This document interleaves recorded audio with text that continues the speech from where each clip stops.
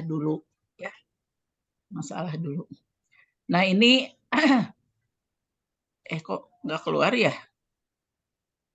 Ini nggak keluar. Kenapa ya? Ada Bu, keluar di kami. Ada Bu, ada. Di Ambil saya Bu, malah hanya nggak ada. Di ini ada undang-undang nomor ini ada kegunaan Bu. hasil penelitian ada. Kok di saya Ada nggak Bu. ada ya? Kenapa ya? Ya nggak apa-apa lah.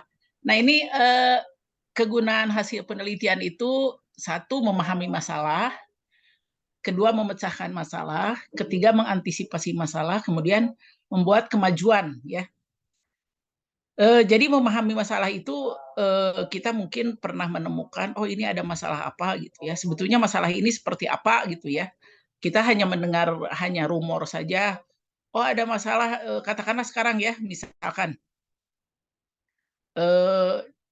di sekolah itu ada tentang wah sekolah ini katanya membebani siswa dengan biaya yang sangat tinggi.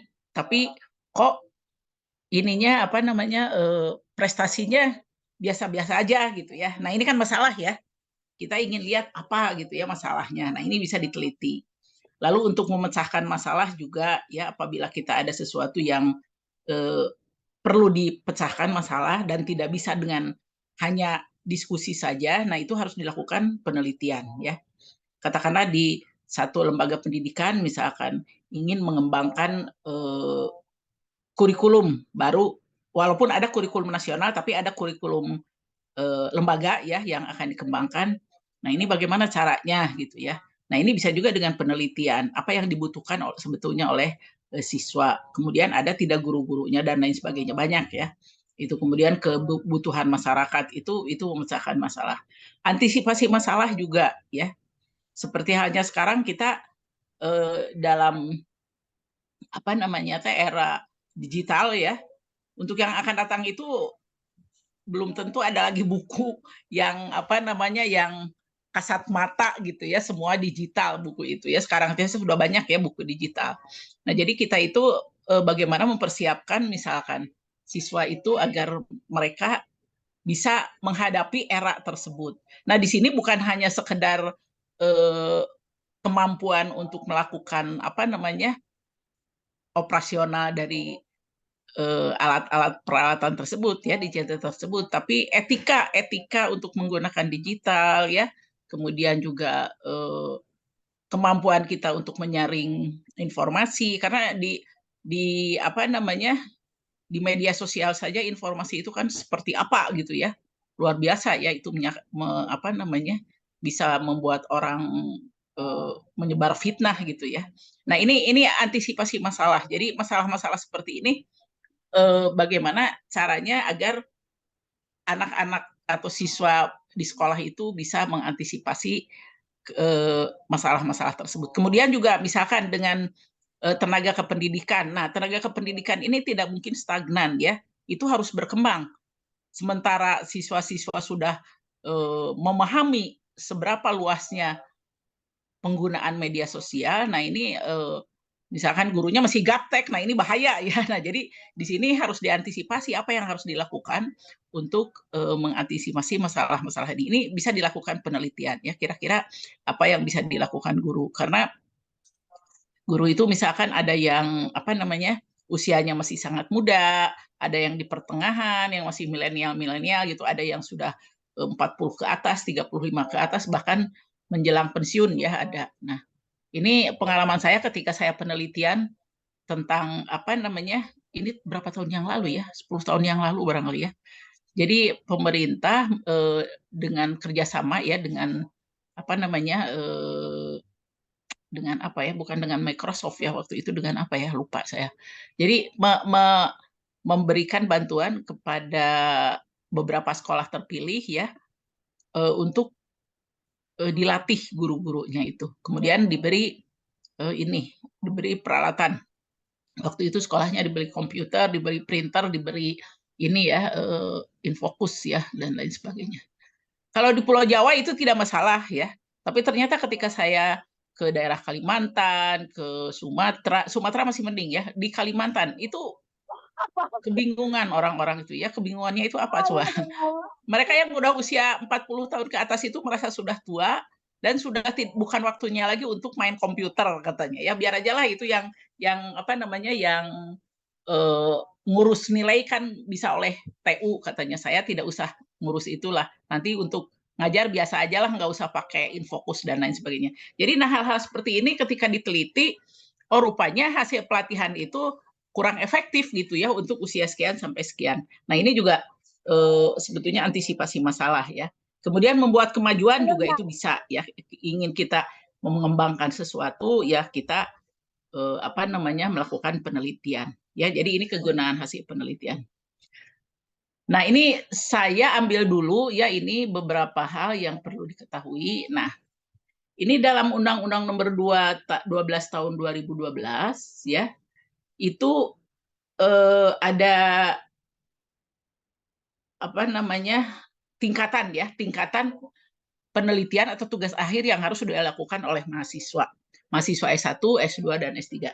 Nah, mahasiswa S1 ketika menulis tugas akhir atau skripsi itu isinya itu lebih ke arah kemampuan untuk mengamalkan ilmu, pengetahuan, dan teknologi melalui penalaran ilmiah. Ya.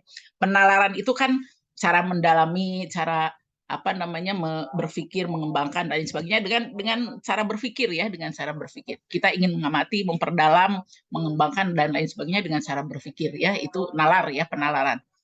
Nah, tapi di sini lebih ke mengamalkan ilmu, mengamalkan di sini implementasi ya maksudnya, menerapkan ilmu pengetahuan dan teknologi melalui penalaran ilmiah. Kalau S2 di samping mampu mengimplementasikan dan mengembangkan ilmu pengetahuan dan atau teknologi melalui penalaran dan penelitian ilmiah. Jadi di sini tidak hanya implementasi saja, tapi harus ada pengembangan di S2 itu ya. Pengembangan ilmu pengetahuan, IPTEK ya, melalui penalaran dan penelitian ilmiah. S1 cukup implementasi saja ya.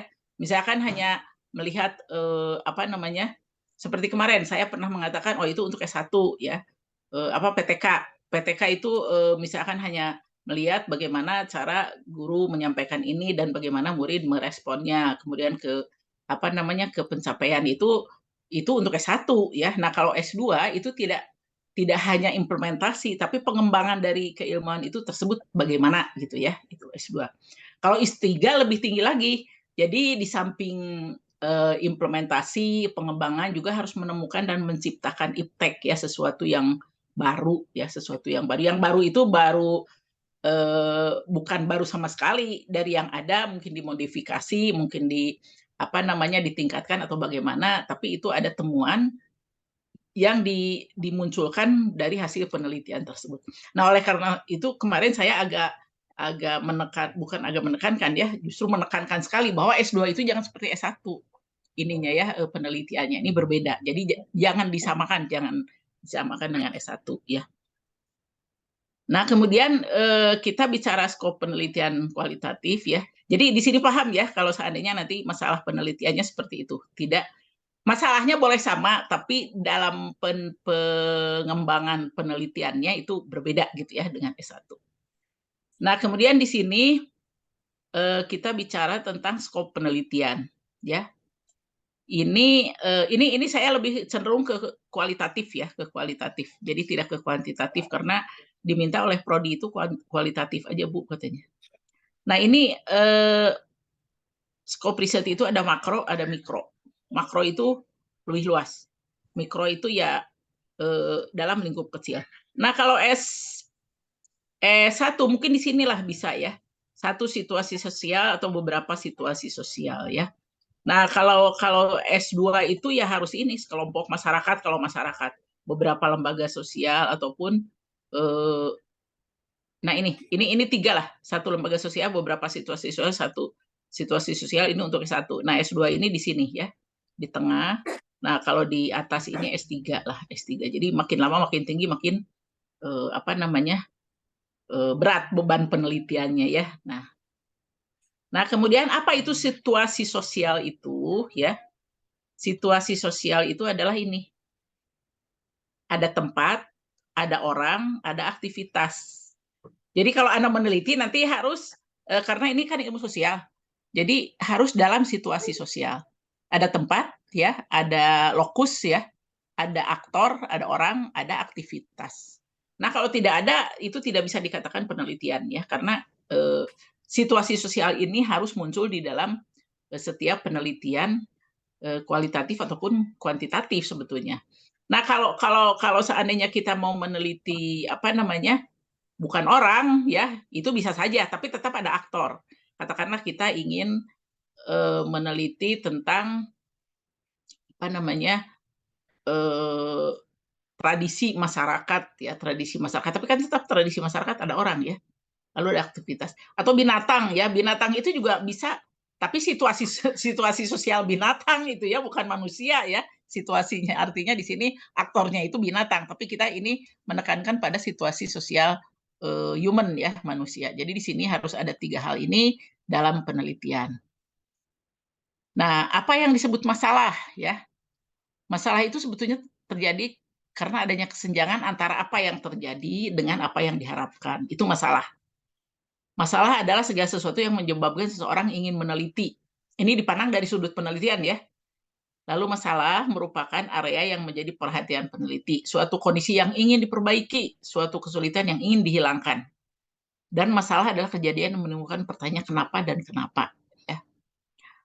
Kalau Anda sudah biasa meneliti, ya, ketika melihat sesuatu Anda itu ingin tahu dan ingin meneliti, gitu, ya, ingin meneliti kalau sudah terbiasa meneliti, ya, misalkan lihat sesuatu semacam sekarang saja, ya, rame apa namanya tentang ini sekolah itu apa sih, zona, ya, sistem zona zona zona, ya, zona zona Zonasi. untuk Zonasi, Bu. kenapa, Sistem zonasi. ya, zonasi, ya, zonasi, sistem zonasi.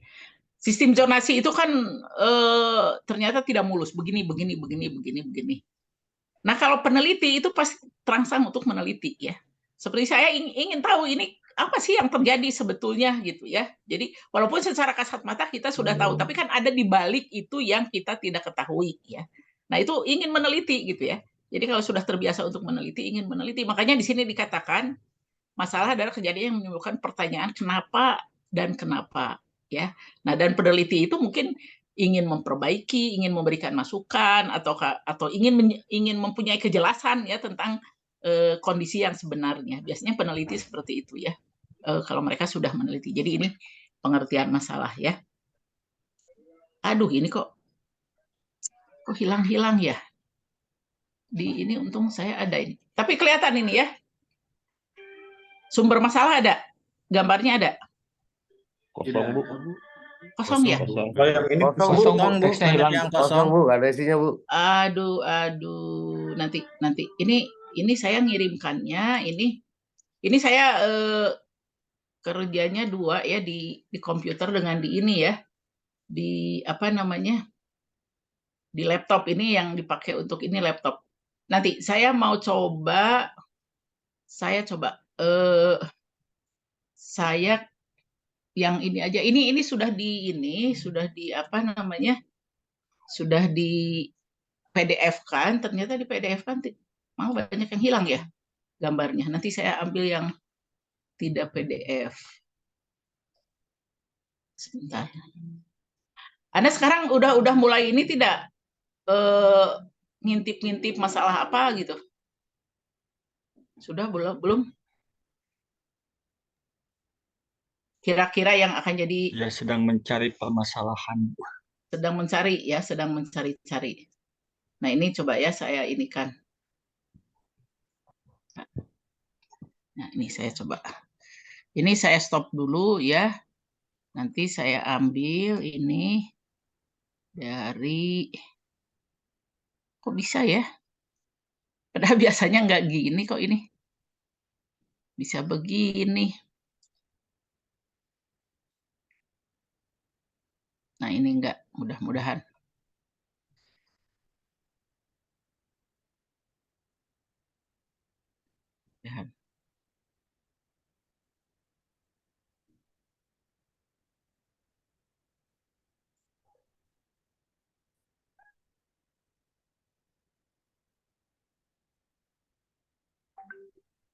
Masalah itu sebetulnya banyak di sekeliling kita ya. Apakah mudah-mudahan ini enggak ya. Sebentar. Zoom.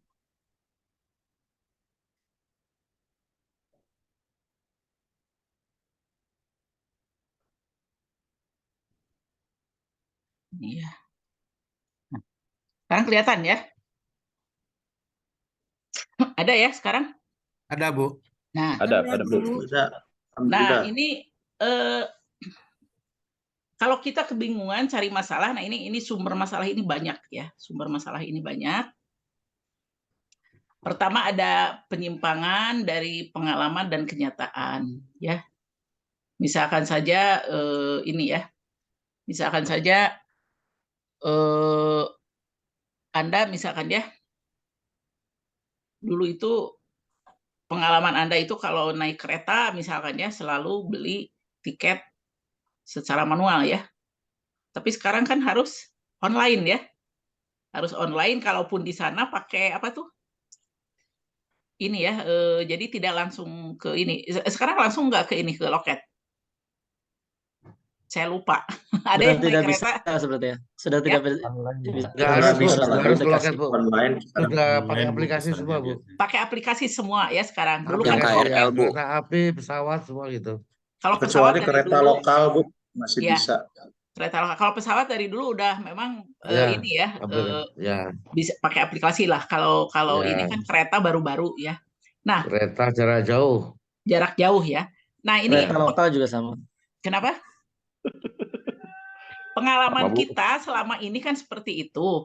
Tapi kok kenyataannya begini? Nah, itu kan kesenjangan ya, kesenjangan. Atau misalkan Anda biasa misalkan apa namanya? Menggunakan ngajar itu tanpa harus pakai Infokus, pakai media-media elektronik, begitu biasa saja ngajar ya. Tapi kenapa kok sekarang harus? Nah, ini kenyataan dengan pengalaman ini berbeda. Ini bisa jadi sumber masalah ya, masalah. Kemudian masalah juga bisa muncul karena ada penyimpangan antara rencana dengan pelaksanaan, teori dengan praktek, dan aturan dengan pelaksanaan. Ya, itu juga ada ya. Ini masalah karena masalah itu kesenjangan antara apa yang seharusnya dengan apa yang ada. Lalu adanya pengaduan, ya adanya pengaduan. Adanya pengaduan misalkan apa namanya? Sekarang ini kan banyak guru-guru yang sering apa jadi korban ini ya, undang-undang perlindungan anak ya.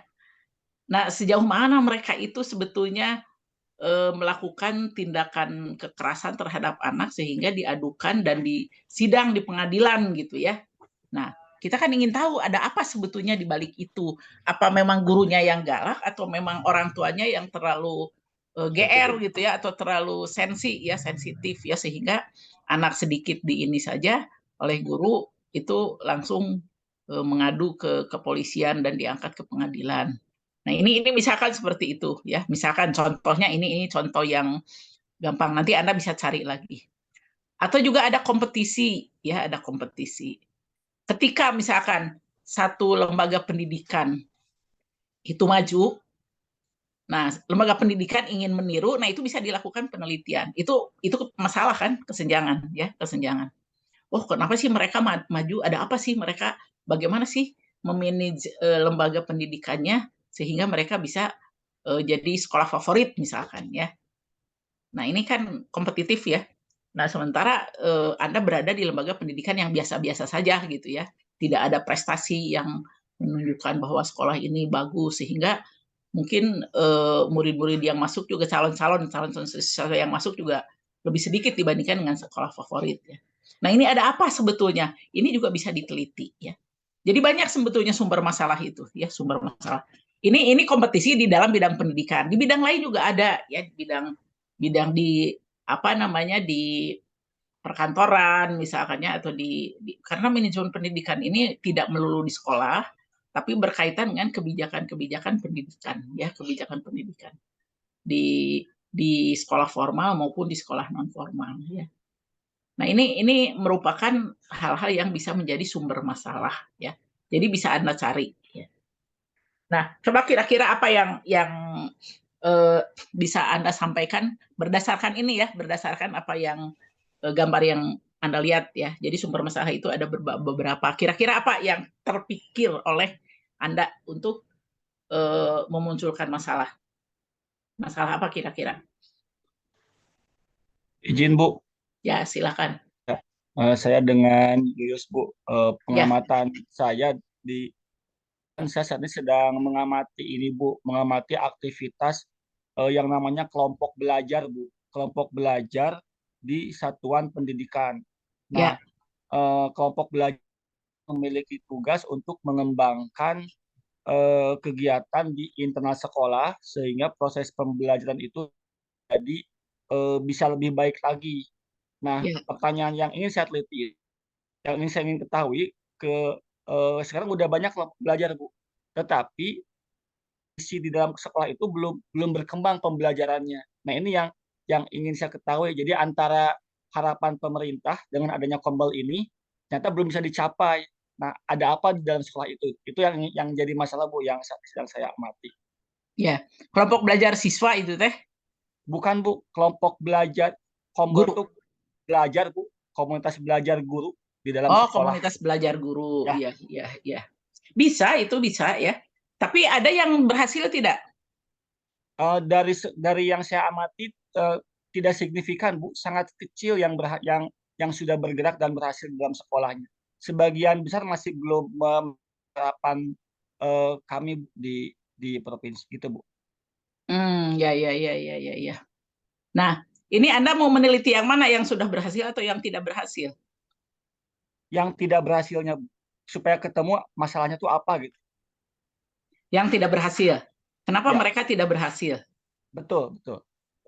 Atau yang berhasil mau dilihat nggak? Mengapa mereka berhasil? Eh, Sudut pandang saya tadinya kalau yang sudah berhasil kan tinggal berjalan saja. Nah, yang belum ini yang dicari tahu akar permasalahannya. Padahal mereka semua mendapatkan sosialisasi yang sama dan materi pendampingan yang sama, namun pada praktiknya hasilnya tidak sama. Nah, itu ya. Eh, Justru itu ya, mereka mendapat pendampingan yang sama, fasilitas sama dan lain sebagainya. Kenapa kok tidak berhasil? Kenapa yang ini berhasil? Betul, itu Ya. Bu masalahnya ingin dicari Jadi tahu Bu. jadi yang ingin dicari, karena gini ya, penelitian itu apalagi di sini ya, di perguruan tinggi itu sebaiknya bisa apa namanya, bukan dikembangkan ya, dipublikasikan nanti itu ya pada pihak lain bahwa nih seperti ini loh kenyataan di lapangan. Jadi Anda mau melihat yang berhasil atau tidak berhasil? Kalau untuk memberikan contoh bagi sekolah lain, Harusnya yang berhasil bagi Bu ya, guru-guru lain. membandingkan yang berhasilnya. Iya, yang berhasil justru. Oke. Kenapa di sini berhasil, Oke. kenapa yang lain kebanyakan tidak gitu? Apa yang Mhm. menyebabkan ini berhasil? Nah, Oke, baik. jadi justru keberhasilan ini bisa jadi masukan bagi sekolah-sekolah yang tidak berhasil. Karena sebagian besar tidak berhasil kan ya Pak Yuyus? Pak Yuyus ya? Betul Bu. Ya. Iya Nah, betul Bu. kalau sebagian besar tidak berhasil, kenapa ini berhasil? Boleh saja dua-duanya dimasukkan, yang berhasil dan yang tidak berhasil. Ya. Oke. Jadi nanti kita bisa lihat perbandingannya di mana perbedaannya yang berhasil dengan yang tidak berhasil. Ya. Karena kalau hanya lihat yang tidak berhasil saja, ya itu kan akhirnya kita menunjukkan bahwa nih ketidakberhasilan di sini. Nah, tapi justru yang penting bagaimana caranya mengatasi kendala, itu kan pasti ada kendala tidak berhasil itu ya. Nah, Betul Bu. bagaimana caranya mengatasi kendala ini sehingga bisa berhasil ya. Nah, itu Betul. gitu. Itu yang penting ini untuk masukkan ke apa namanya, lembaga-lembaga lain yang belum berhasil gitu ya sebetulnya. Baik. Ya, jadi bagus itu ya Pak ya, bagus. Ya. Tapi ini Jadi tidak bisa hanya ini gurunya per ini enggak, per gugus atau per sekolah? di setiap per sekolah Bu, Oh, per per sekolah sekolah. tuh ada Ya, satu komunitas belajar. ya, ya, ya. Jadi berarti ini yang harus dilihatnya jangan satu sekolah ya, karena ini kan S2 ya. Ada beberapa sekolah Oke. nanti yang dilihatnya. Bagus, tapi ini menarik ya, menarik. Ini kan kelompok guru ini tahun berapa diluncurkannya? Ini baru Bu, program Baru pemerintah ya? baru terkait dengan kurikulum merdeka, di mana setiap sekolah kalau ini kan ada sekolah di SMA tuh sekolah penggerak, kemudian Ya, kalau di SMK tuh sekolah pusat keunggulan. Nah, ya, di dalamnya dalam rencana kurikulum mereka, sekolah tuh meng-SK-kan komunitas belajar di internet ya, menggerakkan pembelajaran di dalam sekolah. Itu, Bu. ya. Jadi pembelajaran antar guru ya, antar guru. Betul. Nah, jadi ini sumber masalahnya itu penyimpangan ya, penyimpangan antara aturan dengan pelaksanaan berarti ya. Bahkan Bu, saya tuh ketemu insight baru Bu. Apakah ini ada peran serta pola kepemimpinan kepala sekolahnya? Karena tugas untuk menggerakkan itu kan ada di pimpinan gitu. Jadi Ya, malah berkembang variabelnya tuh Bu.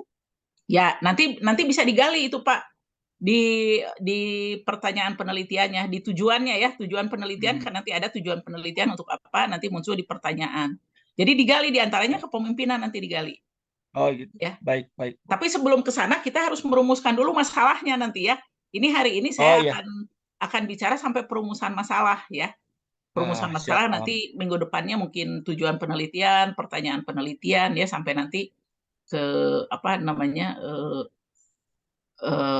populasi. Kalau di sini kan populasinya beda dengan kuantitatif ya. Populasi sama kita betul. beda dengan kualitatif. Kalau kualitatif kan ada random sampling. Kalau di sini tidak ya, tidak ada random sampling ya. Jadi nanti kita bertahap ya. Jadi saya harapkan ini sampai beberapa pertemuan itu desain itu sudah bisa dibuat gitu ya. Malah dari sekarang ya sudah mulai dikembangkan masalahnya, latar belakang masalah atau apa ya. Jadi Izin, Bu. apa Kalau namanya bisa Bu Dokter ya? diarahkan juga outline-nya Bu. Diarahkan untuk juga biar kami bisa mulai punya outline untuk merancang desainnya. Ya, ya. Kalau outline-nya Pak Agus sudah memberi tidak outline untuk desain proposal? Bukunya sudah Bu, yang buku panduan penelitian itu Bu ya. Nah, Yang itu dari aja di sana ada ya. Untuk Baik. proposal tesis itu ada di sana ininya apa namanya outline-nya ya. Daftar isinya harus apa gitu ya, outline-nya itu ya. Ada di sana ya. Kalau saya ini lebih mengerucut ke harus bagaimana apa namanya menyusun desain tersebut ya. Di antaranya nanti ada perumusan masalah, ada pembatasan masalah, kemudian tentang teori, tentang apa namanya, tentang metode penelitian dan lain sebagainya ya. Itu lebih ke sana saya memperdalamnya ya. Ya. Tapi saya harapkan nanti tiap pertemuan ada hasil yang Anda buat ya, yang Anda buat agar kita bisa nyicil gitu ya, pekerjaan tidak disekaliguskan ya. Baik. Kalau goal ke depan Bu, untuk pekan depan kira-kira tagihan buat kami apa Bu? Biar kami nanti bisa mulai mempersiapkan. Nah, nanti ini tentang masalah ya. Nanti saya lanjut dulu ya. Baik. Nanti apa saja yang harus dibuat ya. Nah, Izin, Bu. jadi baik. ya silakan. Siapa Pak Sugeng? Siap. Ya. Tadi Ibu kan minta kami untuk memberikan beberapa contoh yang lain yang ada terkait sama sumber masalah, Bu ya. Ya. Saya melihat di sini antara teori dengan praktek, Bu. Dari sini saya melihat sehari-hari itu ini terlempar ini ya. Jadi Bu, itu antara kurikulum Bu. Jadi kurikulum yang ada sekarang ini di beberapa sekolah maupun di universitas itu tidak match atau tidak nyambung dengan perkembangan dunia industri yang ada sekarang ini. Dan itu juga masalah pendidikan kita menurut saya itu Bu. Ya. Jadi itu yang pertama, yang kedua itu ada, nah yang kedua yang sini Bu, contoh lagi kalau untuk ada kompetisi nih. Kalau ada kompetisi saya melihat ini keterbatasan sarpras yang dimiliki oleh beberapa lembaga atau sekolah itu akan menjadi kendala cukup serius terhadap perkembangan digital yang luar biasa ini, Bu. Jadi kalau ada sekolah-sekolah yang memang memiliki fasilitas yang masih apa adanya, ini juga kendala buat peserta didiknya nanti ke depan. Itu aja kalau saya melihat contoh ini aja, Bu. Itu aja, Bu. Ya. Makasih, Bu. Ya. Jadi berarti kurikulumnya itu tidak match dengan kebutuhan. Kebutuhan dunia industri, dunia. Bapak ya. ngajarnya di mana? Ngajarnya di mana? Saya jadi gini, Bu. Bapak ngajar nggak? Pengalaman ini pengalaman saya, Bu ya. Oh ya. Saya dulu di Sanbe Pharma, Bu. Jadi terakhir saya jadi general manager. Jadi saya ngurusin semuanya. Salah satunya adalah RHRD. Jadi bagaimana saya sulit mendapatkan orang yang saya inginkan dengan Ya, spek yang saya butuhkan itu susahnya ya, setengah mati gitu. ya, Memang ya, banyak yang memiliki IP tinggi dari universitas-universitas terkenal tuh banyak banget tuh, ratusan bahkan ribuan.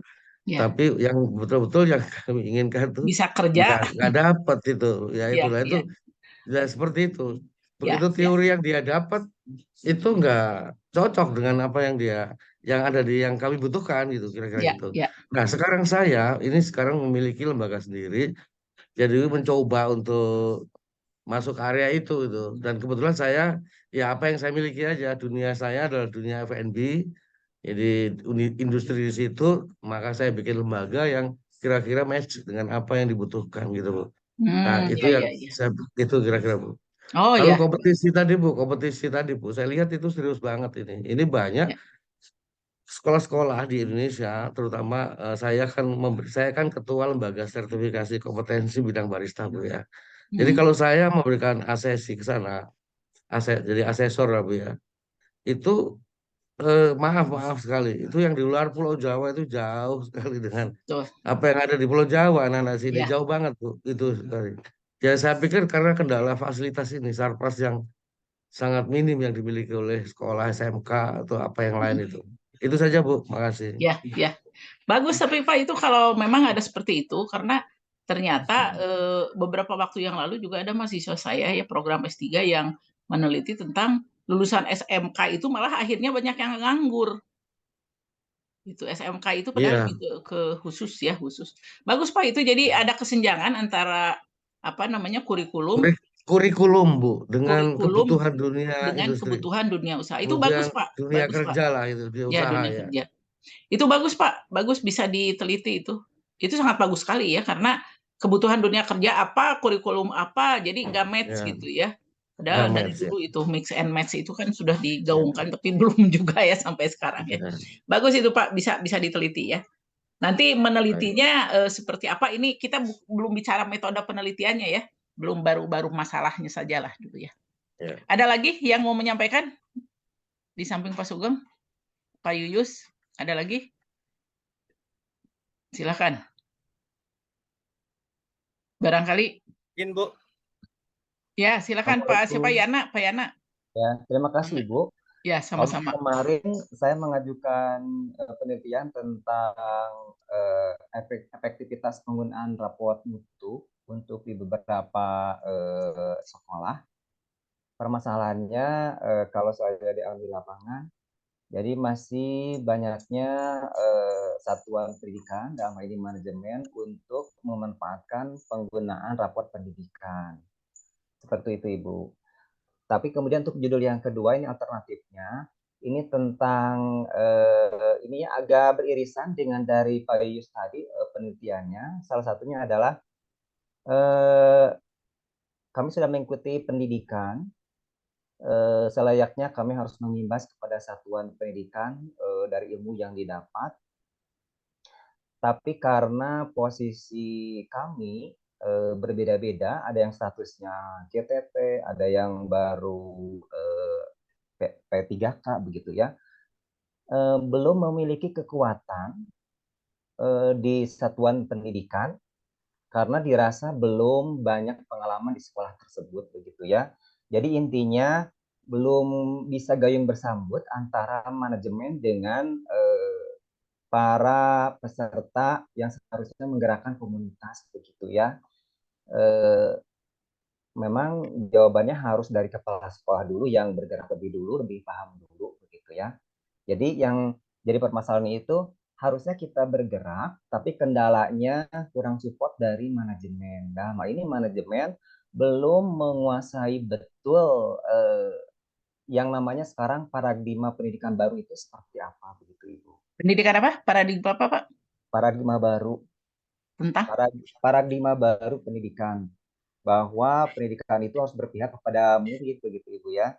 Jadi tidak diatur sama guru lagi begitu.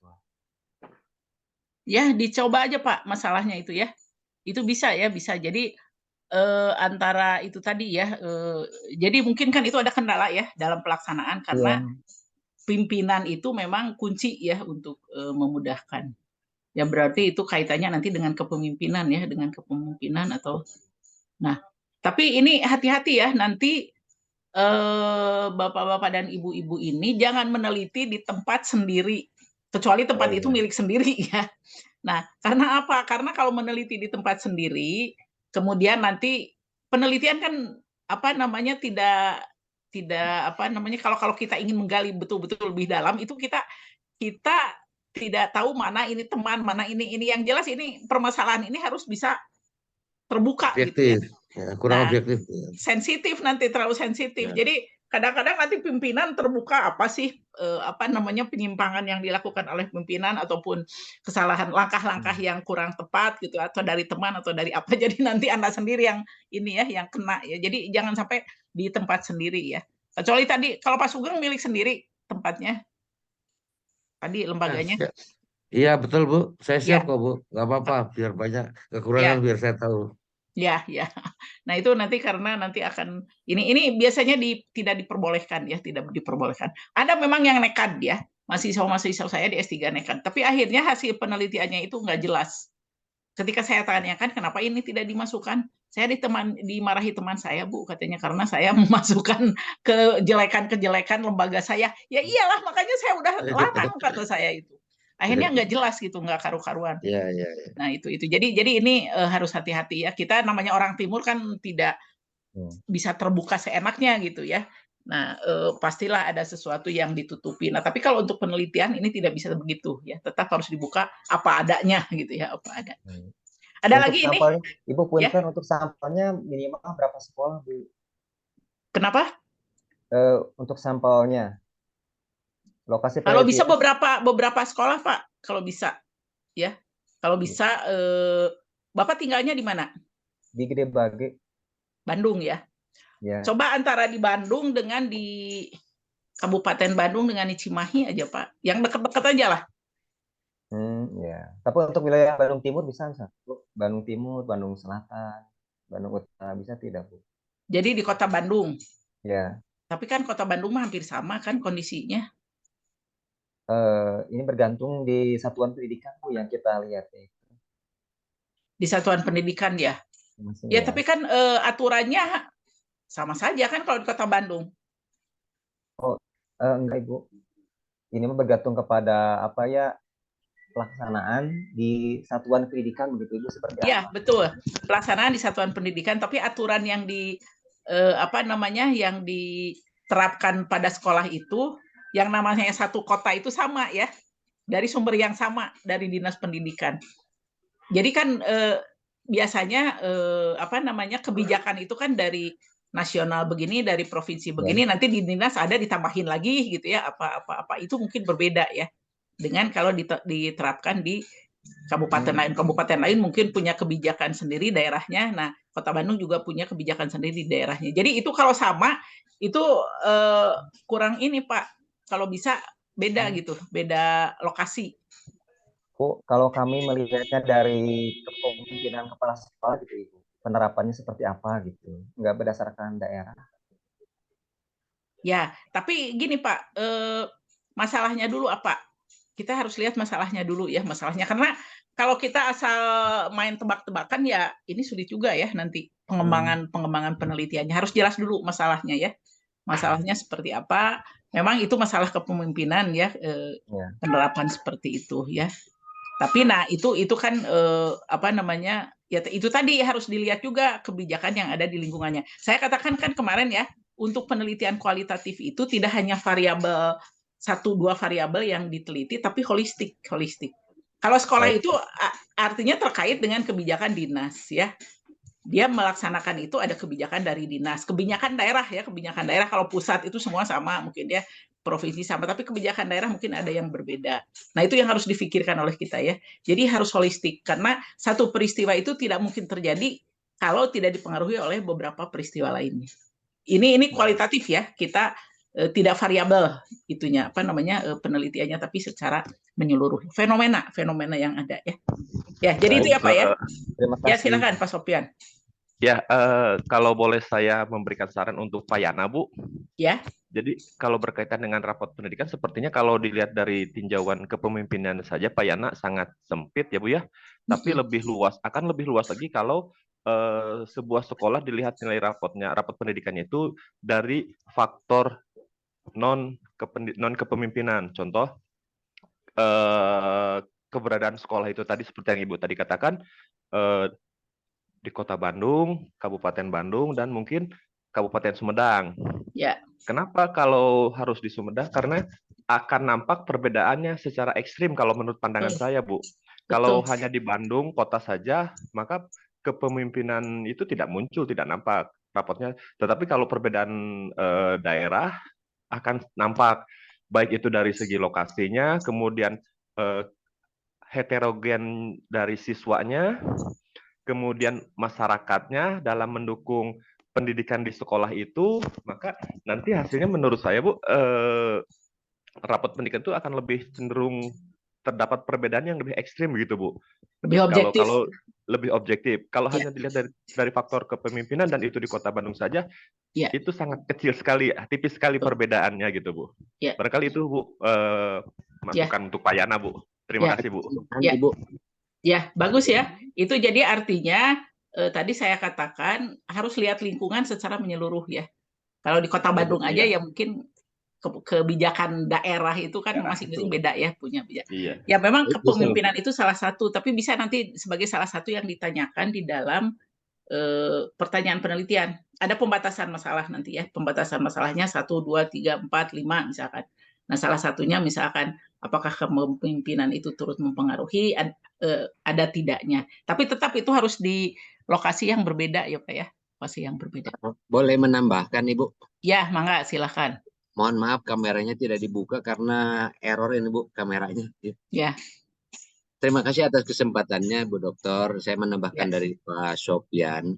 Jika meneliti dari kepemimpinan memang sempit gitu sudut pandang kita terhadap kepemimpinan. Otomatis yang disorot adalah kebijakan.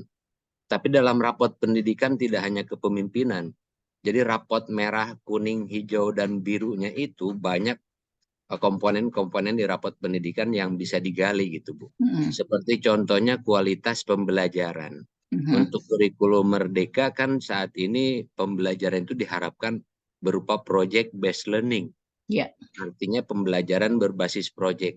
Tapi di semua sekolah, bukan semua ya, yang saya lihat dari beberapa sekolah, project based learning ini belum berjalan. Cenderung guru itu masih memanfaatkan ilmunya pada saat kuliah, metodologi metode pembelajarannya, tidak menerapkan project based learning, tapi masih tetap metodenya ceramah seperti itu. Nah, dorongan apa yang belum bisa memantik mereka untuk dapat melaksanakan pembelajaran project based learning? Jadi ada dua dugaan sementara. Pertama mungkin ketidakmampuan merancang proyek atau tidak ada niatan merancang proyek sehingga melaksanakan pembelajaran bagi sebagian guru, ini mohon maaf, cenderung melaksanakan tugas pokok saya sudah saya laksanakan dari jam 7.30 sampai pukul 16 misalkan. Setelah itu selesai tugas saya. Kemampuan atau keinginan untuk mengembangkan pembelajaran, contoh di rapot pendidikannya adalah rendahnya kualitas pembelajaran. Itu belum mampu menyeluruh atau memantik secara menyeluruh terhadap guru-guru agar melaksanakan proyek based learning pada pembelajaran. Itu mungkin cenderung diteliti dari motivasi dari guru, ataukah mungkin sarana prasarana yang tidak mendukung, atau mungkin kemampuan mengelola kelas juga kurang dapat dikembangkan oleh guru itu. Nah itu kalau cenderung meneliti kepemimpinannya saja memang sempit. Nah dari rapot pendidikan itu bukan hanya kepemimpinan yang berpengaruh terhadap rapot itu. Nah mungkin seperti itu Bu, komponen-komponen di rapot pendidikan diamati bagaimana harus meningkatkan yang warnanya masih kuning untuk menjadi hijau, yang dari hijau untuk menjadi biru gitu Bu. Mungkin itu salah satu yang menggelitik saya untuk meneliti. Pada saat nanti Ibu meminta laporan penelitian dari kami atau dari saya khususnya, mudah-mudahan ada yang sepaham, jadi menelitiannya bareng-bareng. Seperti itu Bu. Terima kasih Bu Dokter. Terima kasih rekan-rekan.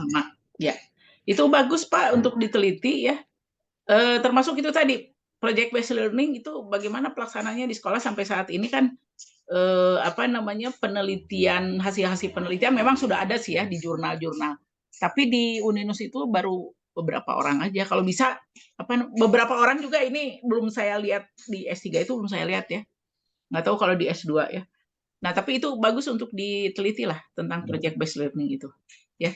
Seperti apa pelaksanaannya, kendalanya di mana, itu banyak ya, banyak.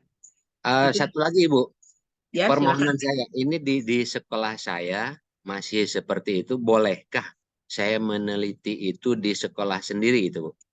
Tidak boleh justru Oh ya. tidak boleh. Kalau di sekolah sendiri nanti kita, kalau kata orang Jawa mau naon sih ewuh pakewuh ya. Gitu. Jadi kagok kalau di sekolah sendiri. Sementara kalau di sekolah lain kita kan untuk membongkarnya juga tidak non kararagok gitu ya. Kalau di sekolah sendiri kan kagok kita dengan pimpinannya, dengan teman, dengan apa. Nah, jadi sebaiknya jangan sekolah sendiri. Ya. Kebetulan saya pimpinannya di sekolah itu Bu, kalau meneliti. Ya, tapi kan apalagi Bapak pimpinannya. Sementara kan ada guru, ada apa gitu ya. Ada kan. Baik Ibu, terima kasih. Ya. Jadi jangan sampai lah Pak, jangan sampai jadi apa ya? Jadi ewuh pakai ewuh ya. Nanti nilainya bagus semua Bu. Nah itu, jangan sampai jadi fitnah untuk kita juga Pak, jangan sampai ya nanti kalau wah diteliti, wah gini ya. Jadi sebaiknya lah di sekolah lain aja Pak, kalau bagus. Bagus. Terima kasih arahannya Ibu Dokter. Enggak, sama-sama. Ini bagus ya, udah beragam ini. Ini siapa lagi yang akan menyampaikan? Boleh Bu, saya Bu. Saya Bu. Pak Tony atau itu Bu Zatnika dulu? Pak Zatnika, Bu Zatnika ini? Pak Imam. Pak Imam. Sok siapa dulu Pak Imam dulu, Pak Tony dulu. Boleh saya dulu, teman-teman. Mangga Pak Imam, mangga. Mangga, silakan. Siap. Assalamualaikum warahmatullahi wabarakatuh. Waalaikumsalam warahmatullahi wabarakatuh. Perkenalkan Bu, nama saya Imam Zatika Winandar. Sekarang aku bekerja di SMA Bina Negara 1 Bale Endah, Kabupaten Bandung, Bu, di sekolah SMA swasta Bu ya. Sebenarnya saya awalnya itu mau ngangkat tentang implementasi ujian online Bu, menggunakan HP gitu, tapi karena pembahasan kita semakin menarik gitu, saya jadi kepikiran judul lain Bu. Judul lainnya kan di khususnya itu di Kabupaten Bandung Bu ya, Provinsi Jawa Barat itu seluruh swasta itu kan diharuskan kurikulum merdeka Bu ya, waktu tahun ajaran 2002 yang sekarang lah 2023-2024 gitu Bu. Kebetulan sekolah kami itu ngambil yang mandiri berubah Bu, yang menggunakan perangkat ajar yang sudah disediakan oleh kementerian gitu Bu, atau dinas. Nah cuman yang namanya di swasta Bu ya, karena problematikanya itu banyak Bu ya, terutama masalah pembiayaan dan juga masalah sarpras gitu Bu. Jadi ketika implementasi dan SDM juga Bu, ketika implementasi kurikulum merdeka itu kami cenderung kesulitan gitu Bu, terutama dari sarpras lah Bu. Kan seperti ketika project based learning itu kan zaman sekarang itu harus menggunakan internet Bu ya. Jadi kemarin itu sekolah kami itu membuat jaringan internet gitu Bu ya, dadakan lah Bu tahun ini nih, yang pokoknya pengen segera gitu Bu. Cuman di samping itu kan khususnya sekolah kami juga, kalau umumnya di Kabupaten Bandung itu bantuan dari pemerintah untuk honor guru itu kemarin itu 50% itu Bu tidak tersalurkan Bu ya tepat waktu, karena ada perubahan sistem baru di Kemendagri-nya Bu. Jadi pada akhirnya bantuan operasional itu kami pindahkan 50% itu untuk honor Bu. Akhirnya khusus untuk tahun ini kami kurang bisa untuk melaksanakan atau melengkapi sarana prasarana Bu untuk mendukung kurikulum merdeka. Nah kebetulan apakah boleh Bu saya misalnya menelitinya, judulnya itu tantangan dan peluang kurikulum merdeka di sekolah swasta Kecamatan Bale Endah Kabupaten Bandung, apakah gimana Bu? Jangan kecamatan atau Pak, paling tidak Kabupaten Bandung gitu ya. Nah, siap. Nanti kita lihat ya. Jadi permasalahannya antara itu ya, antara antara hal-hal tersebut ya, hal-hal tersebut sehingga permasalahannya itu kesulitan untuk menerapkan ini kan aturan pemerintah ya. Nah itu nanti itu yang jadi latar belakangnya ya Pak ya. Nah itu bisa. Boleh, tapi boleh dibatasi Bu untuk swasta aja Bu, karena yang negeri kayaknya udah bagus-bagus semua Bu penerapannya.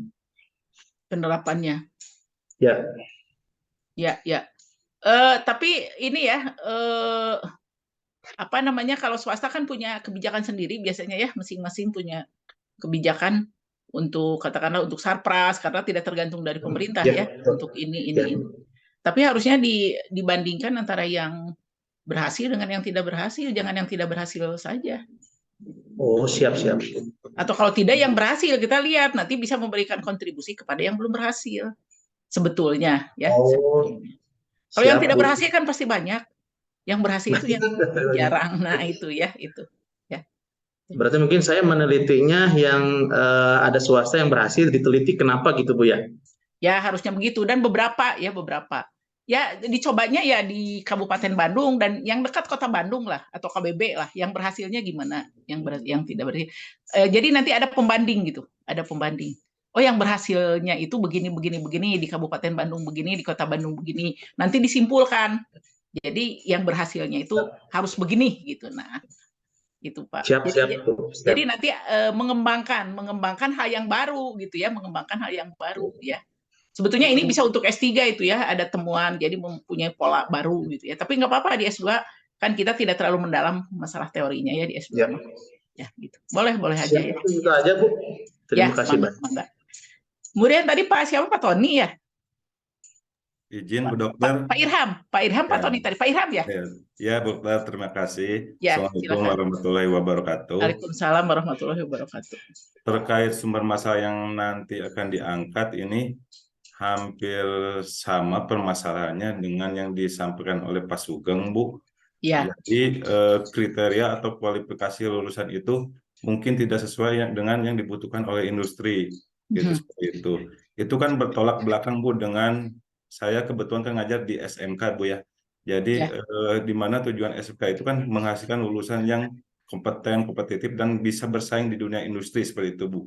Tapi ketika kita lihat di fakta di lapangan itu tingkat keterserapan lulusan SMK itu sangat rendah Bu gitu.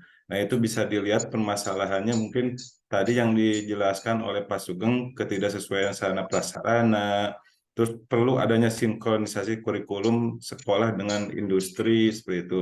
Terus yang akhirnya berdampak pada lulusan yang tidak mampu bersaing di dunia usaha maupun industri, seperti misalnya kekurangan percaya dirian si lulusan ketika akan melaksanakan rekrutmen kerja gitu.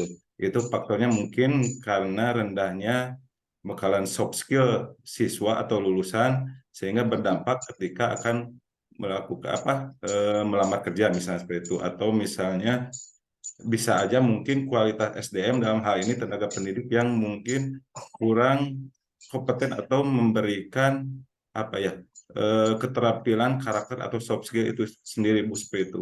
Nah di sini kan bisa kita lihat ada kesenjangan Bu ya dari tujuan berdirinya sekolah kejuruan untuk menghasilkan lulusan yang mungkin bisa bersaing di dunia industri, tapi fakta di lapangan itu justru tingkat keterserapannya rendah Bu gitu. Ya.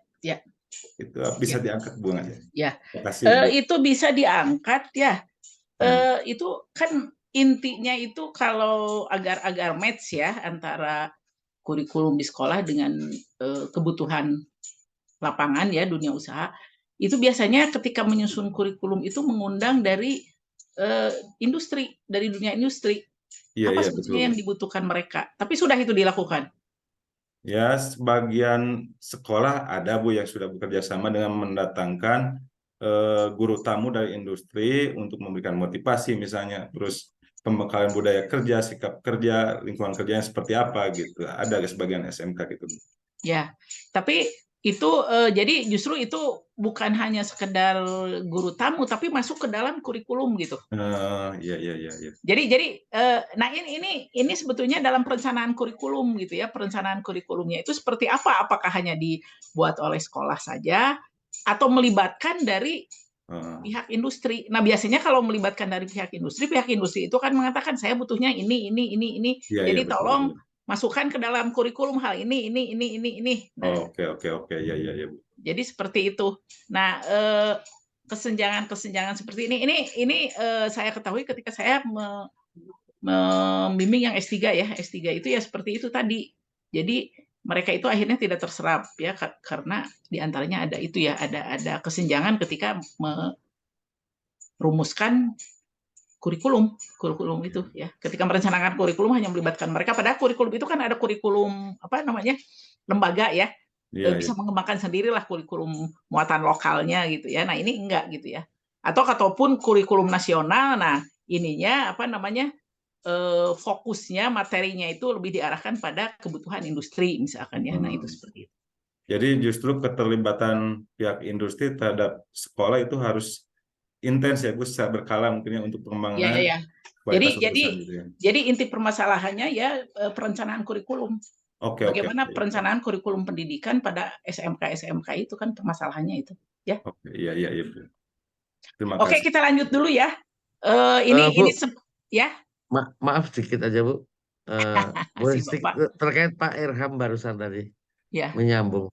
Jangan sampai nanti gini Bu, ada riset ke sana nanti ada yang nggak terjadi ketidaksinkronan dengan kebijakan dari Kemendikbudristek, karena yang saya tahu di Ditjen Pendidikan Vokasi hari-hari ini tuh sedang menggalakkan sinkronisasi kurikulum dunia pendidikan dan industri Bu, dan bahkan sekarang ini dunia industri sudah masuk di beberapa pendidikan, di lembaga-lembaga pendidikan itu sudah mulai banyak. Maksud saya kalau mau ngangkat itu baiknya saran saya ya mengacu ke sana gitu supaya nanti nggak tabrakan gitu. Maksud saya itu aja sih.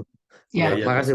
Terima kasih. Ya, jadi aturan-aturan pemerintah nanti jadi ini Pak, jadi landasan untuk penelitian, landasan dasar penelitian ya. Nanti saya jelaskan di sini ya bagaimana merumuskan aturan-aturan pemerintah itu harus dimasukkan ke sana. Itu kan kebijakan ya, kebijakan dari Dikbud ya. Nah ini ke bawah bagaimana dan ini apakah sudah dilaksanakan atau belum oleh masing-masing lembaga pendidikan ya. Nanti ada ya. Oke, kita lanjut dulu ya. Karena ini waktu ya. Nah, kemudian berikut, nah ini alasan penggunaan penelitian kualitatif itu banyak ini ya. Ada masalah penelitian belum jelas ya, masalah penelitian itu di lapangan ya, di lapangan itu belum jelas seperti apa, karena peneliti kualitatif itu ketika pergi ke lapangan itu kadang-kadang belum jelas apa, dia baru hanya sekedar mendengar, hanya sekedar membaca, tapi sebetulnya apa masalahnya gitu ya.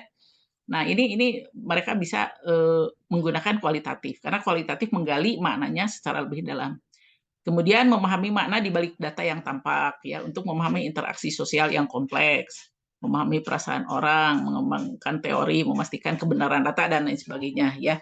Ini tadi sudah muncul dalam masalah-masalah yang disampaikan tadi ya. Beberapa masalah tadi ada berapa ya? 5 masalah sekitar itu yang sudah disampaikan ya.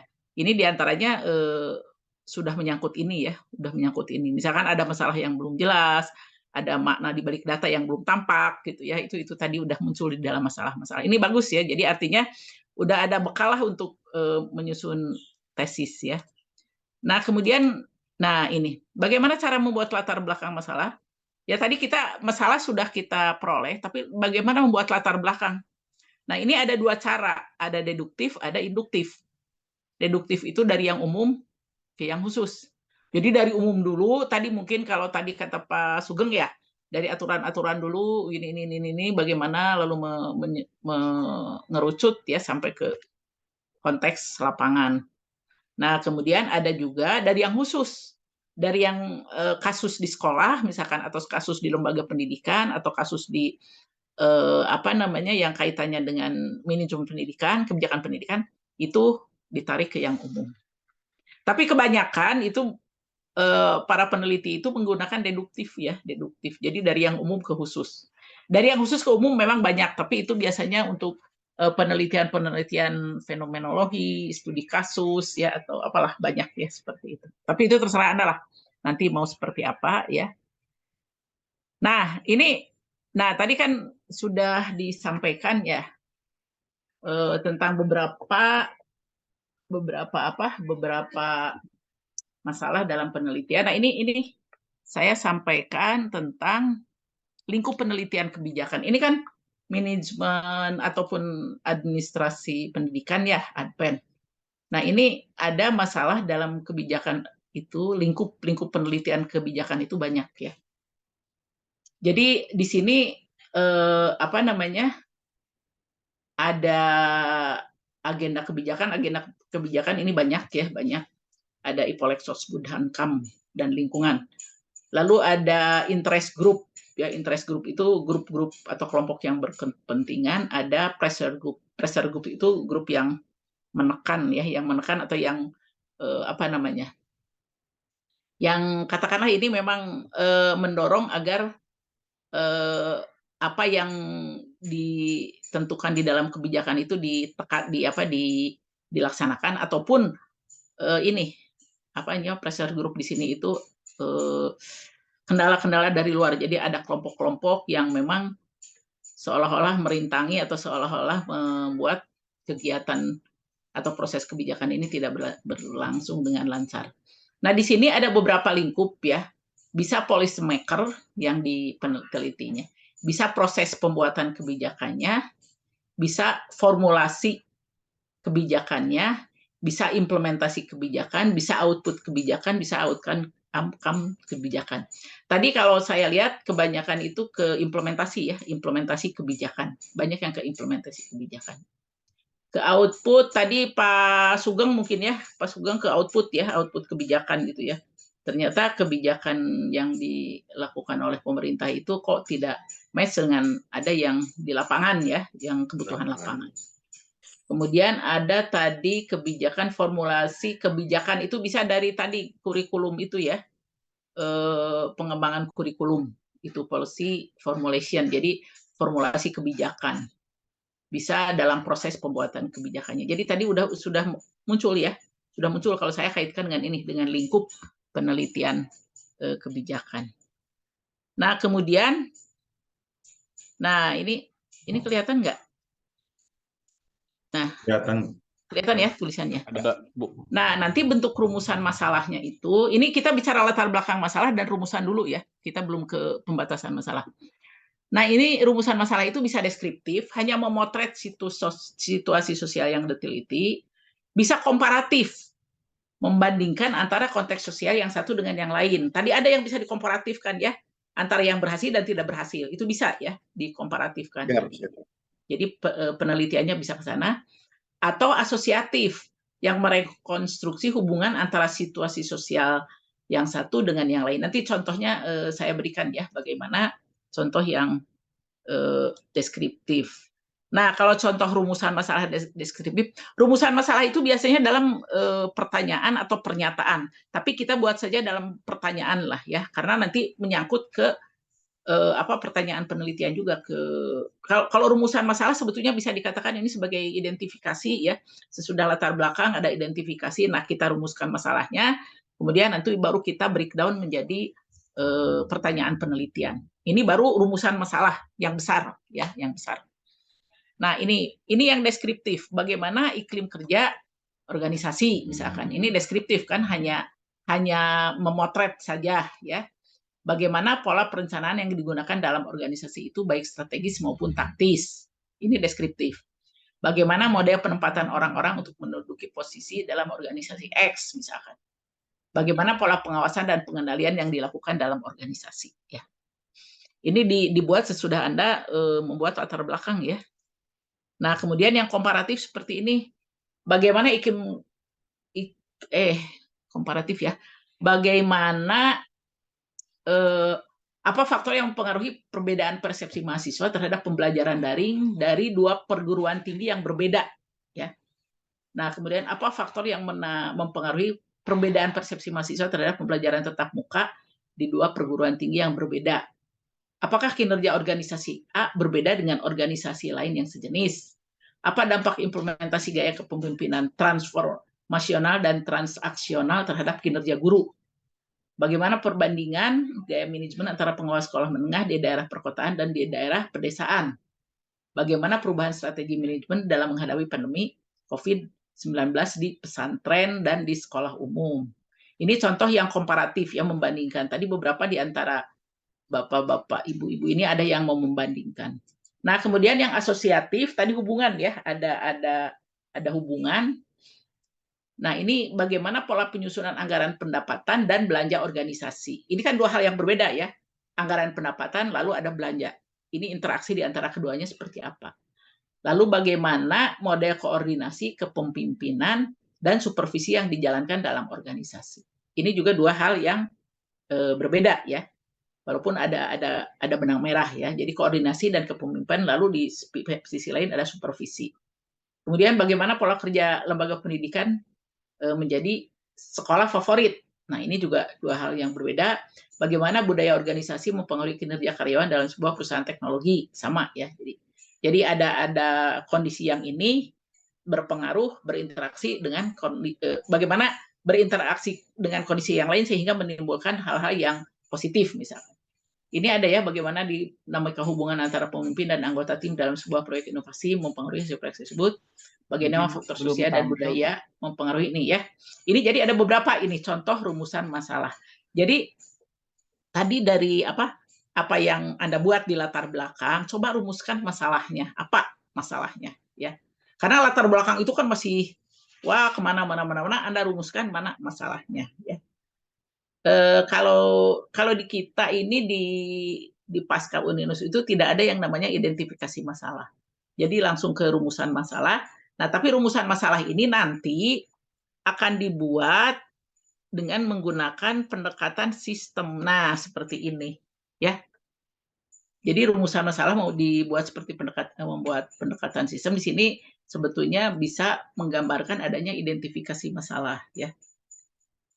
Jadi Anda juga harus membuat ini nanti. Ini judulnya Manajemen Strategi Pengembangan Keprofesian Berkelanjutan Pengawas Madrasah di Kemenag, ya. Di Kota Cirebon dan Kabupaten Cirebon. Nah, ini di sini Anda harus membuat pendekatan sistem. Raw inputnya siapa? Di sini karena memang pengawas yang akan diteliti ya, raw inputnya pengawas. Prosesnya adalah kegiatan ini, PKB ini, ya. Pengembangan keprofesian berkelanjutan. Ini PKB ini prosesnya. Outputnya apa? Peningkatan kompetensi pengawas madrasah. Lalu outcome-nya ini pengawas madrasah ini profesional misalkan ya dalam melaksanakan tugasnya. Nah, di sini ada instrumental input yang berupa aturan-aturan ya, aturan-aturan yang tadi dikatakan oleh siapa tuh? Ini harus mengacu ke aturan-aturan. Nah, ini ada undang-undang ini. Ini karena ini di organisasi ya. Kalau di sekolah ini pasti instrumental inputnya itu ada kurikulum, ada sarpras, ada lain sebagainya ya. Kalau ini karena hanya di ini saja ya di satu aktivitas manajemen ya. Lalu ini input lingkungannya ada ya budaya organisasi, ada stakeholder madrasah ya. Nah, ini. Jadi seperti ini. Jadi nanti Anda pun harus membuat ini. Nah, jadi mungkin pada awalnya membuat rumusan masalah dengan pertanyaan, kemudian dijabarkan dengan membuat membuat bagan pendekatan sistem. Nah, jadi bila rumusan masalah itu dijelaskan berdasarkan pendekatan sistem, maka akan seperti berikut. Anda buat bagannya atau Anda buat penjelasannya dulu, diakhiri dengan bagan atau bagannya dulu. Nah, nanti diberi penjelasan ya. Ini bagaimana keterkaitan antara input dengan proses, dengan output, dengan outcome. Lalu bagaimana keterkaitan instrumental dan environmental terhadap proses. Jadi seperti itu. Jadi ini ya, nanti harus membuat ini. Nah, baru ini, ini ya. Kalau ini begini, nah kemungkinan masalah ya, masalah itu kalau dibawa ke dalam penelitian, bisa masalah sejak awal hingga akhir penelitian sama, bisa juga masalah itu berkembang. Peneliti memperluas atau memperdalam masalah, karena di lapangan ternyata ada hal-hal yang tidak tergambarkan sebelumnya, sehingga diperluas dan diperdalam. Ada juga yang terakhir ini yang sangat ekstrim ya. Peneliti merubah total semua masalahnya karena ternyata yang dihadapi di lapangan itu berbeda dengan apa yang dia pikirkan sebelum ke lapangan. Ya, itu bisa saja terjadi. Makanya saya katakan judul itu bisa saja nanti setelah selesai pembuatan ini ya, pembuatan desain itu baru diberi judul. Ya, saya biasanya kalau penelitian begitu ya, buat judul kalau sudah selesai. Tapi kalau untuk kepentingan akademis sekarang, ya memang nanti desain penelitian harus dibuat judul juga ya. Nah, tapi kan sebelum kita membuat desain itu, kita juga harus mengadakan semacam pengamatan sementara ya, ataupun penelitian mini riset lah, atau penelitian kecil ya, penelitian kecil-kecilan, hanya observasi saja, mungkin hanya nanya-nanya sedikit saja, sebagai langkah awal untuk menyusun desain ya. Jadi masalah itu tidak muncul hanya dikira-kira, tapi paling tidaklah ada sedikit gambaran nyata di lapangan itu seperti apa, walaupun mungkin bertanyanya pada orang-orang yang belum tentu dia itu tahu persis ya, tapi paling tidak ada gambaran ya sebelum membuat desain ya, sebelum membuat desain. Karena ini diharapkan desain ini langsung jadi proposal, desain proposal ini jangan langsung jadi proposal, dikembangkan jadi tesis nanti ya, dikembangkan jadi tesis. Jadi tidak lagi harus menggali di sana di sini saja. Nah, jadi seperti itu ya, seperti itu. Nah, ini tadi punya Anda itu yang sudah punya masalah itu bisa dibuat pertanyaannya mau seperti apa. Ini belum bicara metode ya, metode yang mana yang digunakan. Karena untuk kualitatif kemarin saya sudah memberikan gambaran kalau tidak studi kasus, deskriptif atau perbandingan ya, perbandingan antara yang satu dengan yang lain, komparasi ya untuk studi kasus, untuk penelitian kualitatif itu. Nanti metodenya bisa kita belakangan ya, tapi ini baru ininya saja. Gimana? Ada yang akan ditanyakan sampai sini? Boleh, Bu, bertanya? Silakan, silakan.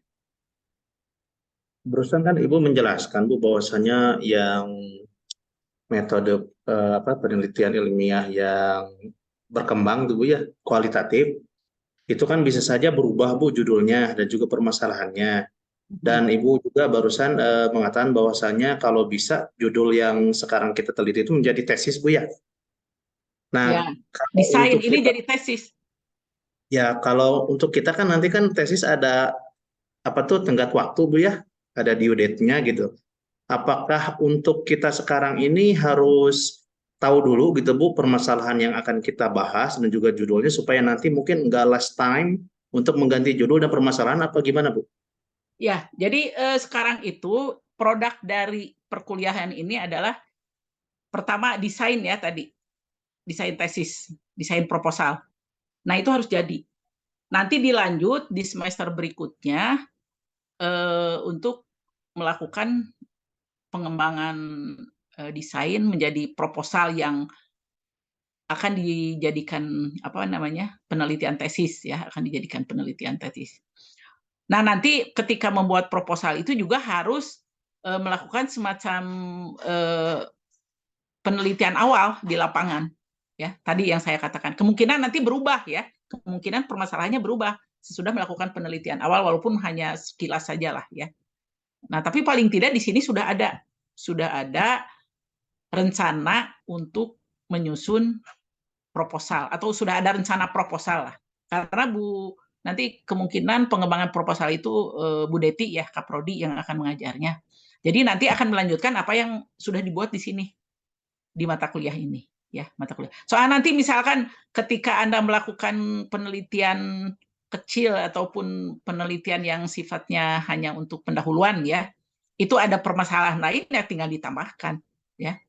Mungkin bisa merubah judul, mungkin juga tidak ya. Karena judul itu nanti muncul dari permasalahan yang kita teliti gitu ya. Judul itu. Itu permasalahan ini kenapa saya katakan harus awal dimunculkan karena nanti akan mempengaruhi judul dan mempengaruhi metode penelitian. Metode penelitian apa nanti yang akan kita gunakan? Ya.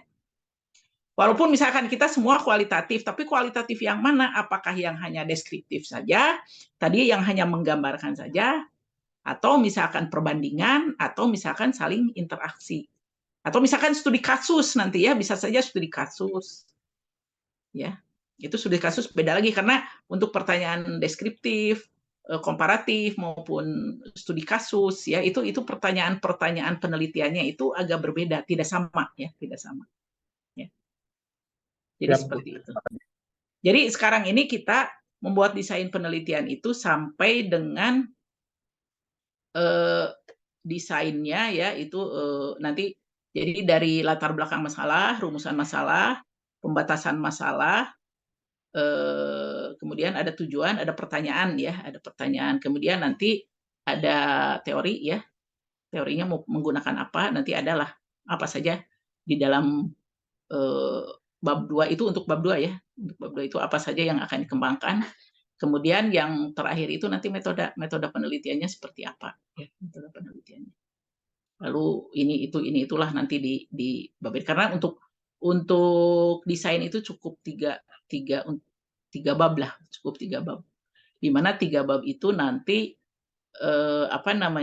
sudah bisa menggambarkan apa yang akan kita teliti, ya. Izin, Bu. Ya, silakan. Nah, ini Bu, boleh saya rangkum pada saat waktu awal perkuliahan pertemuan dengan Pak Agus, itu kan pokok bahasannya seputaran menentukan topik dan judul, walaupun sama itu kualitatif. Nah, sekarang Ibu masuk, ini apakah masih similarly atau ini ada dua ini, karena Ibu kan lebih ke belakangan ya untuk judul, kemudian yang keduanya mendesain dulu kan Bu ya. Nah, bagaimana Bu? Mohon masukannya Bu. Ini judul mata kuliahnya itu kan metodologi apa sih? Ya. Metodologi penelitian dan etika penelitian ya. Berarti ini penekanannya sebetulnya ke masalah penelitiannya ya, jadi ke penelitiannya ya. Memang Pak Agus mengungkapkan itu, kita kan bagi tugas Pak Agus nanti untuk memproduksi, mengarahkan produksi akhir ya, akhir ya, itu membuat buku ya. Kalau saya lebih ke desain penelitian. Ya. Tapi kalau saya selalu ya, saya ngajar di S2 dan di S3 juga tentang penelitian, itu tidak diawali dengan judul, tapi dengan masalah. Karena masalah itu akan berpengaruh kepada judul, akan berpengaruh kepada metode penelitian nanti yang digunakan ya.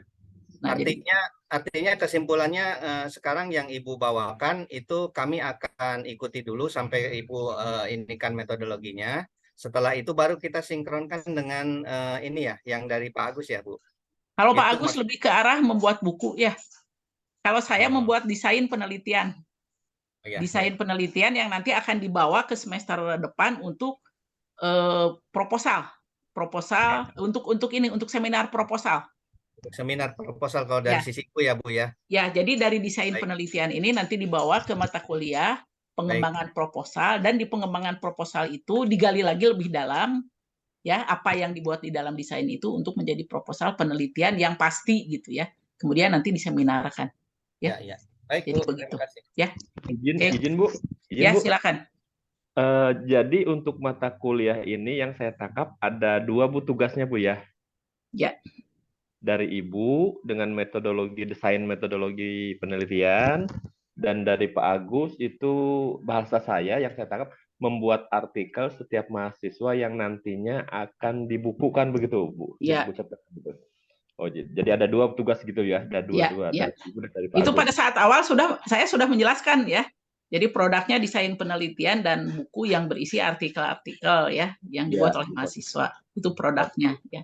Tapi yang kalau ini desain ini kan akan dibawa ke semester depan. Kalau produk ini tadi ini produk dari project based learning ya. Kalau yang buku itu dibuatnya itu produk dari project based learning ya, itu sebetulnya ya.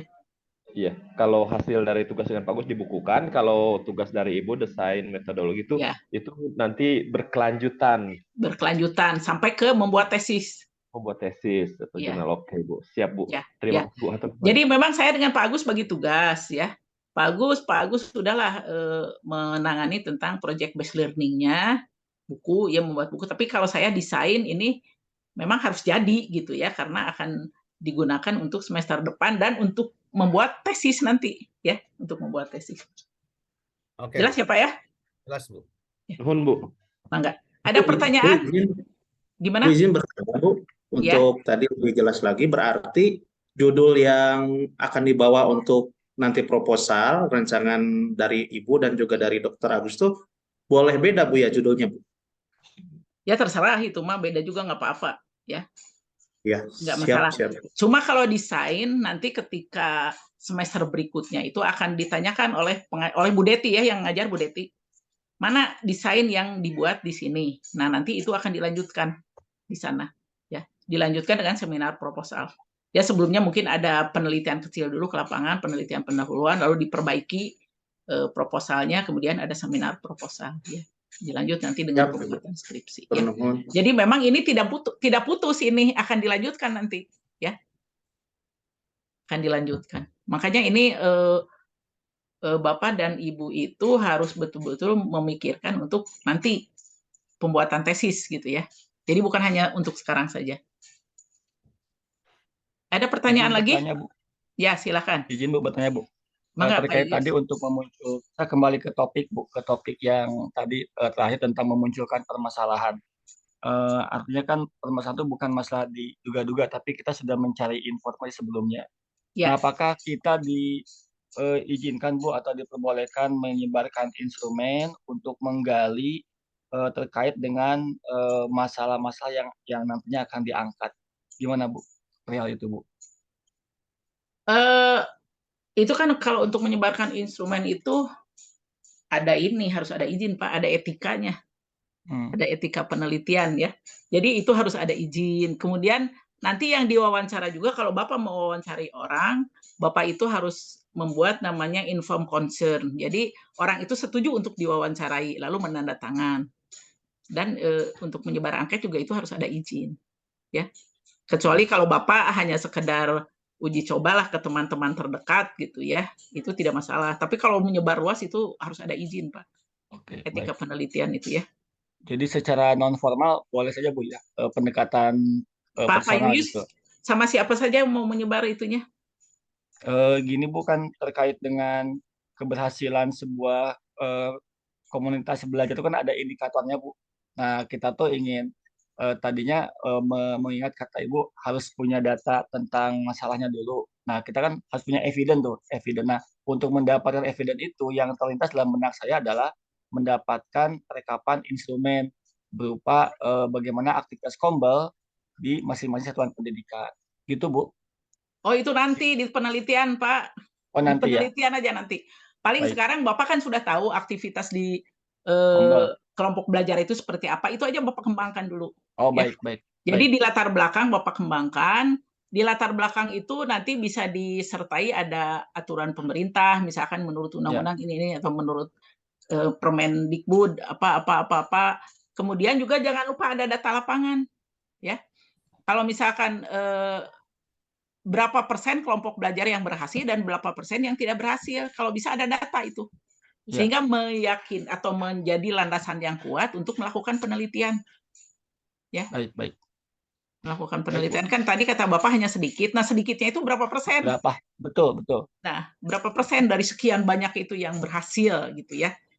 Nah, ini yang misalkan Bapak ingin tahu ini kenapa bisa berhasil gitu ya.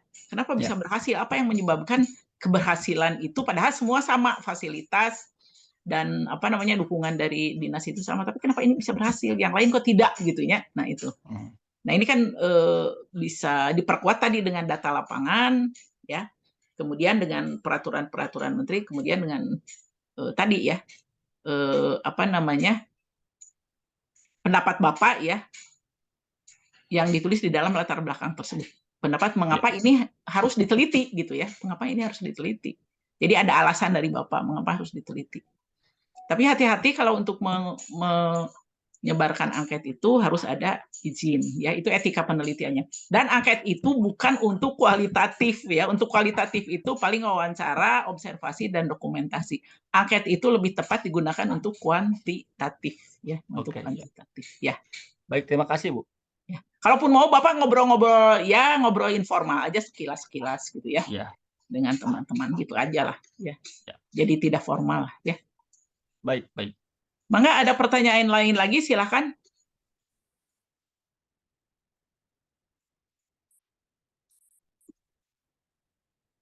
Coba, karena minggu depan saya minta tagihan ini tentang permasalahannya ya. Bentar, saya inikan dulu. Aduh. Baterainya habis. Minggu depan saya minta tagihan tentang permasalahan dan latar belakang masalahnya itu apa, kemudian perumusan masalahnya. Ya. Gimana? Sudah cukup? Ada gambaran ya? Jadi minggu depan tugasnya itu adalah Bapak dan Ibu itu membuat latar belakang masalah dan perumusan masalah saja, itu aja, ya, latar belakang masalah dan perumusan masalah, ya. Nanti minggu depan itu tugasnya bisa dimasukkan ke litera, Pak. Oh iya, baik Bu. Ya, masukkan ke litera tugasnya, ya. Mungkin nanti ada 1-2 orang yang minta tampil ya untuk menyampaikan latar belakangnya apa, lalu masalahnya apa, ya. Nah, nanti latar belakang nggak usah panjang-panjang lah, ini kan desain ya, desain itu. Jadi, tapi lengkap gitu isinya, itu lengkap dalam arti permasalahannya apa, lalu data yang mendukungnya apa gitu ya.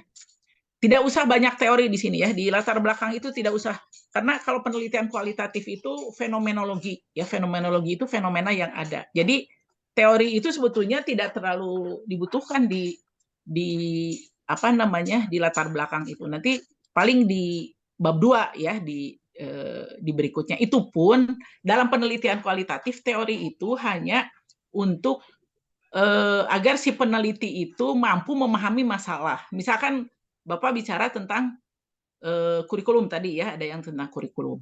Nah, kurikulum itu apa sebenarnya? Nah, itu nanti dimunculkan teori kurikulum. Itu hanya untuk memahami masalah, bukan untuk diuji. Kan kalau di kuantitatif itu teori itu menjadi dasar untuk membuat variabel, dan variabel-variabel itu nanti yang akan diteliti. Nah, kalau di kualitatif tidak. Teori itu hanya untuk mendukung perluasan pengetahuan si peneliti ya terhadap masalah yang akan ditelitinya ya. Jadi di latar belakang itu tidak usah berpanjang-panjang pakai teori ya. Justru yang butuh itu kondisi lapangan seperti apa, data lapangan itu seperti apa ya. Data lapangan. Berserta mungkin kalau mau dimasukkan undang-undang gitu ya, menurut undang-undang atau menurut Kepmen atau Permen gitu ya. Apa. Itu yang jelas ya di lapangan. Izin Bu. Ya, silakan Pak Sopyan. Di latar belakang dan rumusan masalah itu nanti kita munculkan langsung dengan judulnya Bu atau bagaimana Bu? Langsung dengan judulnya kemudian. Nanti saja judul sesudah ada pembatasan masalah ya, sesudah jelas metode penelitiannya. Jadi agar nanti agar gini Pak, karena di judul itu seperti tadi ya Bapak bisa lihat ini ya. Nah yang ini ya, mana tadi? Ini sebetulnya S3 ya. Nah ini kan ada studi deskriptif Pokjawas Madrasah di Cirebon. Nah nanti kan apakah studi kasus, apakah deskriptif Bapak itu? Kita belum tahu ya. Kita kan baru masalah, latar belakang masalah, baru perumusan masalah. Kita belum membuat apa masalahnya, dibatasi kemana, dan kita mau mengarah kemana gitu ya. Nah nanti di judul itu harus ada ini. Ada judul kecil. Studi deskriptif, atau studi perbandingan, atau studi kasus gitu ya. Nah ini ya. Jadi nggak usah dengan judul lah. Yang penting masalah aja lah.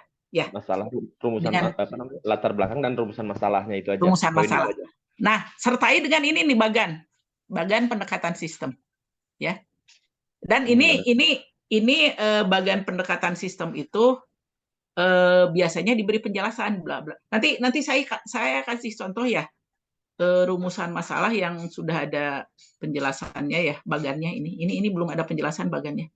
Nanti saya beri contoh bagaimana menjelaskan bagan ini kemudian dikaitkan dengan rumusan masalah. Cuma itu memang ada nanti yang contoh dari saya itu dia tidak memunculkan rumusan masalah dalam bentuk pertanyaan, padahal sebetulnya rumusan masalah itu harus dalam bentuk pertanyaan dan didukung dengan ini pendekatan sistem ya.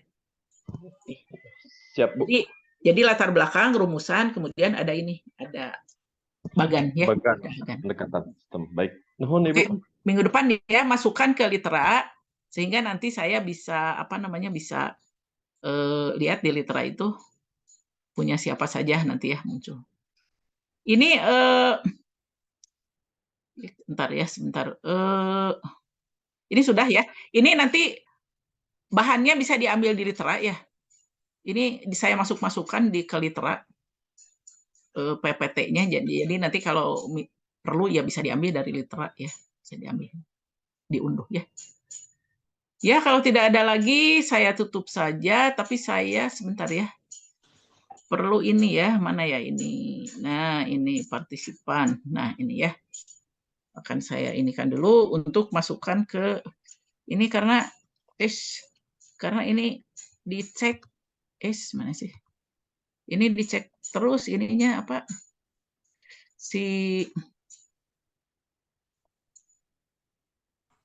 Di litera itu dilihat ini diisi enggak gitu ya. Kehadirannya ya, Bu. Kehadiran, iya. Nanti saya screenshot aja dulu. Nanti saya masukkan ya. Mohon maaf, ini Pak, kamera saya kenapa? error. Oh iya. Ini Pak Agus juga sibuk soalnya ya dengan apa? Jadi sekretaris prodi di S3 ya. Jadi saya juga kasihan. Biasanya dosen kedua itu membuat absen, tapi Pak Agus juga sibuk lah. Jadi saya sampai berbagi tugas. Saya dengan Pak Agus itu bentrok. Ini juga sebetulnya mata kuliah ini saya bentrok harusnya pagi ini di S3, tapi karena S3 mundur ke jam 1, jadi saya bisa pindah. Tapi yang jam 1 juga harus saya undurkan ke jam yang lain gitu ya. Pak Agus dengan saya sama gitu, ngajar cukup banyak ngajar gitu sehingga pabelit gitunya. Oh ya, Bu, Nah, jadi izin kalau buat minggu depan apakah di jam ini juga kenapa? Kembali ke jam normal lagi ke jam 7.30 untuk pertemuan selanjutnya. Nah, untuk pertemuan selanjutnya tetap pagi aja. Oke, baik. Karena yang pagi sudah dipindahkan ke jam 1, jadi saya bisa masuk. Ya, bisa masuk. Terima kasih, Bu. Jadi saya Alhamdulillah. Ya, bisa masuk. Saya sampai pertemuan ke-6 atau ke-7 lah masih saya terus nanti dengan Pak Agus ya. Tapi untuk menulis kan Pak Agus sudah memberitahu ya harus seperti apa ya untuk menulis artikel sudah ya. Jadi nanti mungkin pertemuan sampai pertemuan 6 dan 7 lah. Saya terus karena ini harus jadi desain ini ya harus jadi untuk nanti dilanjut di semester berikutnya. Ya. Kalau tidak ada lagi kami tutup. Ini saya juga belum kenal semua ini ya, tapi nanti aja lah ketika pertemuan ini ya, luring ya. Ya, saya belum kenal semua waktu itu. Kenapa waktu itu keburu-buru harus masuk di S3 ya? Iya.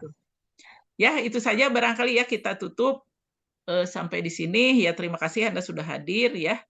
Kita sama-sama mengucapkan hamdalah ya. Alhamdulillah. Amin. Assalamualaikum warahmatullahi wabarakatuh. Kenapa? Assalamualaikum warahmatullahi wabarakatuh. Nuhun Ibu. Dadah. Mangga.